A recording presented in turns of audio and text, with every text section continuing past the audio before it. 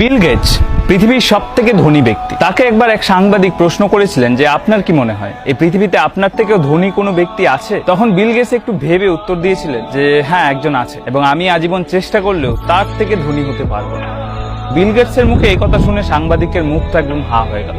সাংবাদিক অবাক হয়ে জিজ্ঞেস করলেন যে কে সেই ব্যক্তি যার আপনার থেকেও বেশি ধন সম্পত্তি আছে? তখন বিল গেটস একটা গল্প শোনায় ওই সাংবাদিককে। সেই গল্পটা বেশ কিছু বছর আগে। তখন বিল গেটস হয়ে ওঠেনি, অর্থাৎ পৃথিবীর সব থেকে ধনী ব্যক্তি হয়ে ওঠেনি, তাকে পৃথিবীর সবাই চিনত না।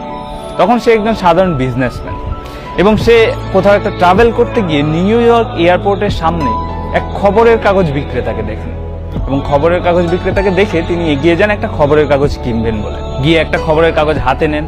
হাতে নিয়ে যখন টাকা দিতে যাবেন, সেই মুহূর্তে বিল গেটস লক্ষ্য করেন যে তার পকেটে খুচরো পয়সা নেই। ভাবা যায় বিল গেটসের কাছে পয়সা নেই।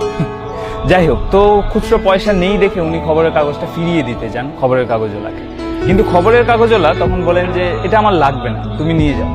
বলছে না না, আমার কাছে পয়সা নেই। বললো ঠিক আছে, পয়সা লাগবে না, এটা আমার তরফ থেকে তোমার গিফট, তুমি নিয়ে। তো বিল গেটস প্রথমে রাজি না হলেও পরে ওই খবরের কাগজটা নিয়ে নেয়, এবং উনি ওনার ফ্লাইট ধরার জন্য এয়ারপোর্টে ঢুকে যায়। তার বেশ কিছু বছর পর কোইন্সিডেন্টলি আরো একবার নিউ ইয়র্ক এয়ারপোর্টের সামনে বিল গেটস ওই খবরের কাগজ বিক্রেতাকে দেখতে পায়, এবং দেখতে পেয়ে এগিয়ে যায় আরো একটা খবরের কাগজ কিনবে বলে।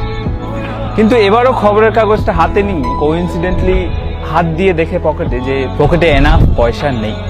তখন উনি খবরের কাগজওয়ালাকে বলেন যে দুঃখিত, এবারও আমার পকেটে পয়সা নেই। তখন বিল গেটস খবরের কাগজটা আবার রেখে দিতে যান, কিন্তু খবরের কাগজওয়ালা বলেন যে এটা তুমি নিয়ে যাও। বিল গেটস বলে যে না না, এটা আমার পক্ষে গ্রহণ করা অসম্ভব। বলছে এটা তুমি নিয়ে যাও, কোনো চিন্তা করো না, আমি আমার লাভের অংশ থেকে এটা দিয়ে দেবো, আমার কোনো ক্ষতি হবে না। তো বিল গেটস একটা না না এই করে খবরের কাগজটা নিয়েই নেয়, এবং আবার ফ্লাইট ধরতে চলে যায়। তারপর কেটে যায় প্রায় 15টি বছর। এখন 15 বছর পর বিল গেটস এই পৃথিবীর সব থেকে ধনী ব্যক্তি। পৃথিবীর সবাই তাকে চেনে, তার নাম জানে। এবং সেই সময় তার হঠাৎ করে মনে পড়ে ওই খবরের কাগজওয়ালার কথা, এবং মনে পড়ার সাথে সাথে উনি খোঁজ শুরু করেন ওই খবরের কাগজ বিক্রেতার। এবার বিল গেটস, ওনার কাছে তো সোর্সের অভাব নেই, তো প্রায় 1.5 মাস খোঁজাখুঁজির পর উনি ওই খবরের কাগজওয়ালার অ্যাড্রেস বের করতে পারেন। এবং অ্যাড্রেস বের করার পর বিল গেটস নিজে ওই খবরের কাগজওয়ালার বাড়িতে যান। বাড়িতে গিয়ে ওই খবরের কাগজওয়ালার সাথে দেখা করেন।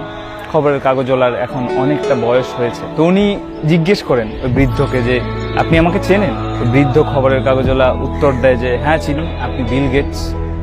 তখন বিল গেটস বলেন যে আপনার কি মনে আছে আপনি আমাকে একবার সাহায্য করেছিলেন, এয়ারপোর্টে একটা খবরের কাগজ দিয়েছিলেন এবং কোনো পয়সা নেননি? তখন ওই বৃদ্ধ লোকটি হেসে বলে হ্যাঁ আমার মনে আছে, একবার নয়, আমি তোমাকে 2বার খবরের কাগজ দিয়েছি বিনামূল্যে। তখন বিল গেটস বলে যে আমি আপনার ওই দিনে সাহায্য ফিরিয়ে দিতে চাই।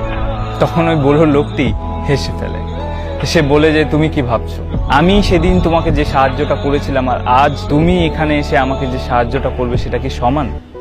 বিল গেটস বলল কেন নয়? তখন ওই ব্যক্তিটি বলেন যে সমান হতে পারে না, কারণ আমি তোমাকে সেদিন যখন সাহায্য করেছিলাম তখন আমার কাছে দেওয়ার মতো কিছু ছিল না, আমি তখনও দরিদ্রই ছিলাম। কিন্তু এখন তুমি যখন আমাকে সাহায্য করতে এসছো, তুমি এই পৃথিবীর সব থেকে ধনী ব্যক্তি, তোমার কাছে সমস্ত কিছু আছে দেওয়ার মতো, এটা কখনোই সমান হতে পারে না। সেদিন বিল গেটস বুঝেছিলেন যে এই পৃথিবীতে শুধু টাকা থাকলেই ধনী হওয়া যায় না, বরং সত্যিকারের ধনী ব্যক্তি সেই যার কাছে কিছু না থাকা সত্ত্বেও নিজের সামর্থ্য অনুযায়ী মানুষকে সাহায্য করে, মানুষকে বিলিয়ে দেয়।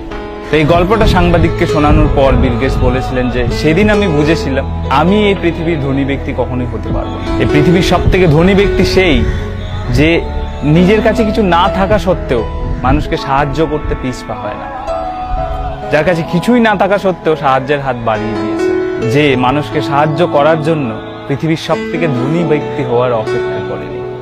যাই হোক, এই গল্পটার সত্যতা আমি জানি না, তবে গল্পটা খুবই ইন্সপায়ারিং। যদি ভালো লেগে থাকে অবশ্যই শেয়ার করো।